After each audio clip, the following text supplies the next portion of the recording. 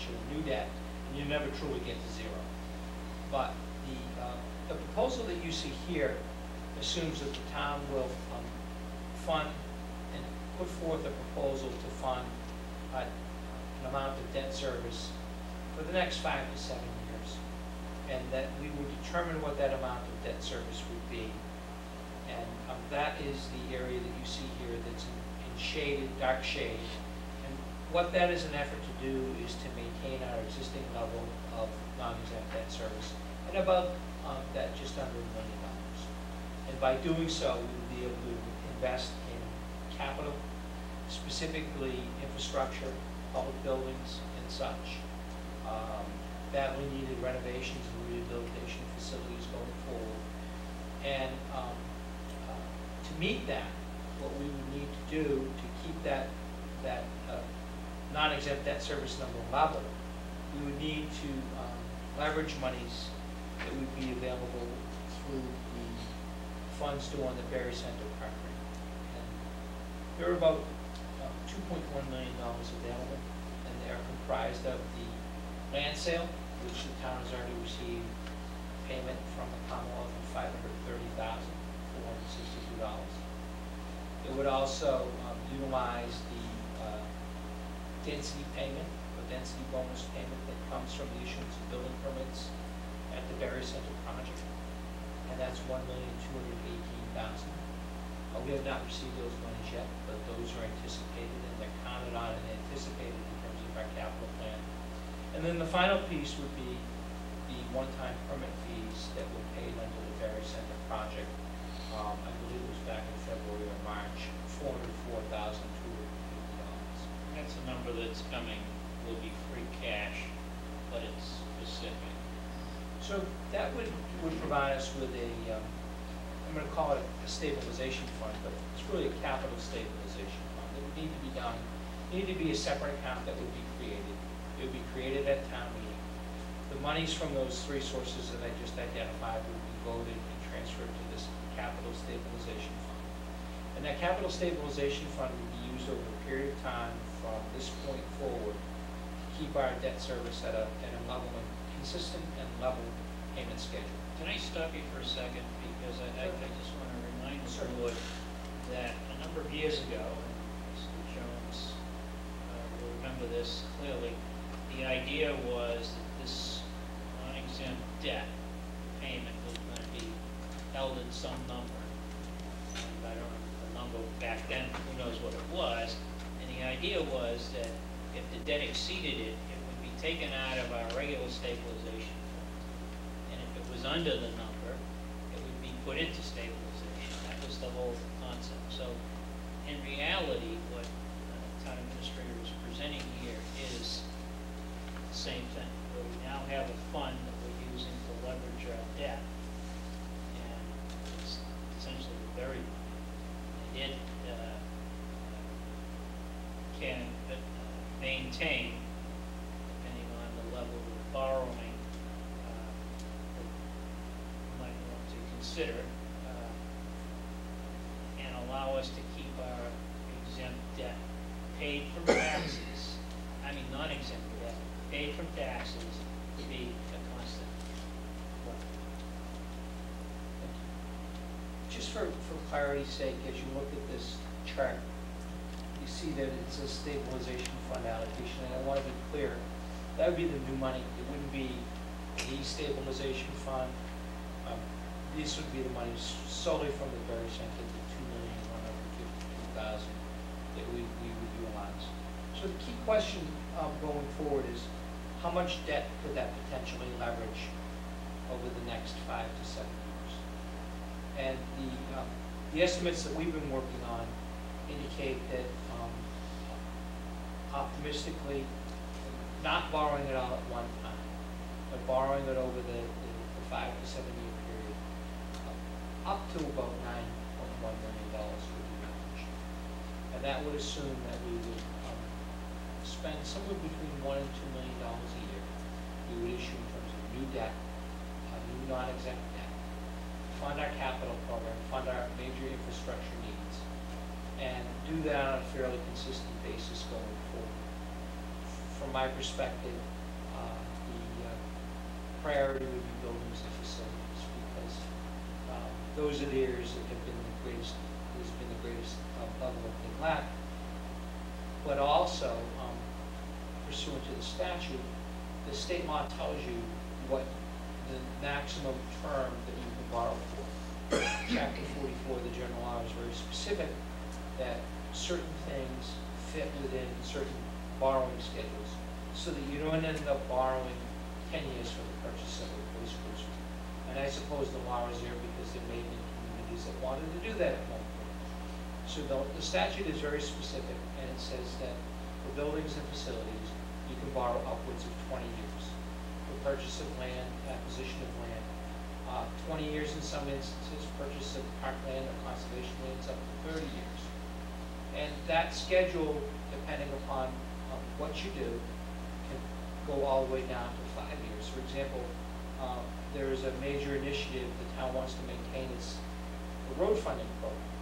But when you look at borrowing funds to reconstruct town roads, the law says you can only do 5 years.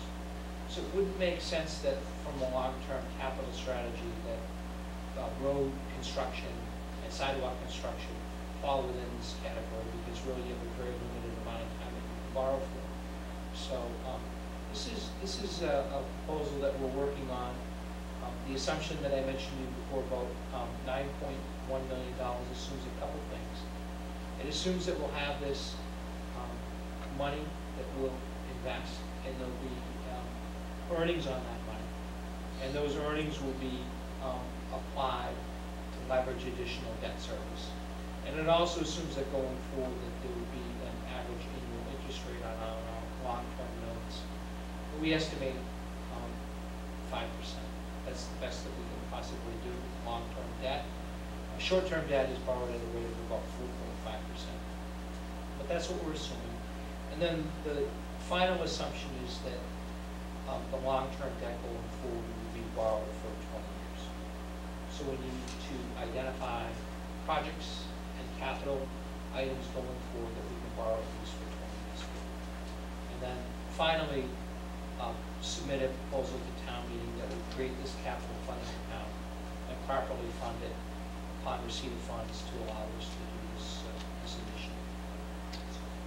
I want to comment on a couple of things. This lower portion of the curve here, which is our existing debt, does not include the bonding that we set forth at the April town meeting of $500,000 for the police station. So that we, It's $50,000. How long do we borrow that $500,000? What's the impact dollars and cents wise of it? My recollection, it was 20 years. I think we'd be okay with And part of the reasoning behind it was it was being used to supplement the building construction project, and the original borrowings were for 20-year periods, so we parallel. that. Then we How much does have, that add? How much do we expect that to add? we have, We'll see. I'd have to come up with that number. I don't have it. so that's got to be dealt with. Of course, this year it's very little, if any, fiscal year, but it's debt that will show up next year. So if you're gonna keep the debt service to the 960 constant, then you have to take that into account. We also have currently about $1 million in settlements. That's right. $1 million in settlements, with potentially more to come, that have to be covered from this leveraged debt until we find some other funding for the Eisenhower settlements. About 38,000. 20 years. So the numbers that Greg has presented, I had created a simple model looking at leveraging it all at once. And the numbers fit very well within this plan. Gives you actually more leverage because you're spreading it over a period of time. I didn't take into account the items that you purchased that you can only bond for 5 years. Right. But the bottom line is that this is a viable plan. implement, set up for October town meeting. We can discuss and adjust the priorities, and how much we want to, we could go down deeper into the priorities and leverage bond more on year one, and we can afford to do that, but then we probably get a little less leverage going forward. We can think that out. We haven't had a full discussion of the school issues, a couple of which have popped up out of the blue regarding the septic system. Were mentioned in the past. We need to look at it. So, I think this is a way of taking this one shot of capital we're getting from the Berry project and putting it to real good use to take care of things that we've neglected as a result of budget issues over the past 10 years maybe, and play a little catch up and get some things fixed that need to be fixed. I have to commend the town administrator, finance director, putting in the effort to give us, one, this kind of detail, and to seriously look at how this is. As far as, this is something we've been talking about for years, we haven't really had a presentation, and again, we should be administrators, so efforts to do it. Again, it's a right as far as the windfalls that we're enjoying. Heaven knows we can find ways to spend the money. Oh, it'll disappear like It'll that. disappear unless we have a plan to make sure that it lasts a longer time. This makes a tremendous amount of sense. It's there are a couple of other areas, aside from capital, where we should be doing similar things too. It makes sense to me, it's something we should do. Now, is the finance committee been approached with this? No, this is the first opportunity, and we wanted to make a general presentation, get some feedback from the board. Realize that as Chairman had mentioned earlier, one of the major motivations is funding the additional land costs and reserving $1 million to do that. And finding a way to make that happen is really the primary driving focus. Not paying for that all in one year, because that's not. It also gives us, by doing this and funding it down, the land cost network, it gives us the opportunity to find land we can sell, find some other means. It buys us a lot more time to deal with it. But it's a question of how long it was financed out that, said if it's $1 million, I think you can finance it for 30 years.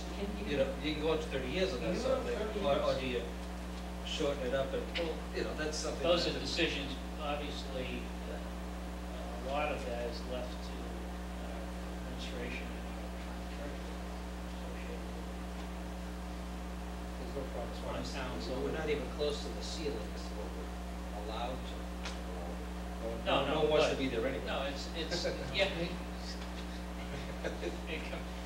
The problem you have is that if you allow the debt service number to grow, those are our fixed costs. It comes right out of our operating budgets. Holding it constant or not allowing it to grow at a rate of only 2.5% means that at least it's not an impacting factor on our ability to run our operations. It's probably about $65,000 a year. I've asked the finance, just to You'll be tie. presenting this to the finance I'm committee. presenting to the finance committee, but I've also asked the finance department to give us some debt schedules, because we want to see what the costs are annually. We'll start grouping these things together, seeing what the annual costs are, and then when you have the costs, you can actually see how they fit in with a strategy for the next, say, 7 years in terms of funding. I think as part of this proposal, is that we would want crystal clarity to taxpayers if we resurrect the capital plan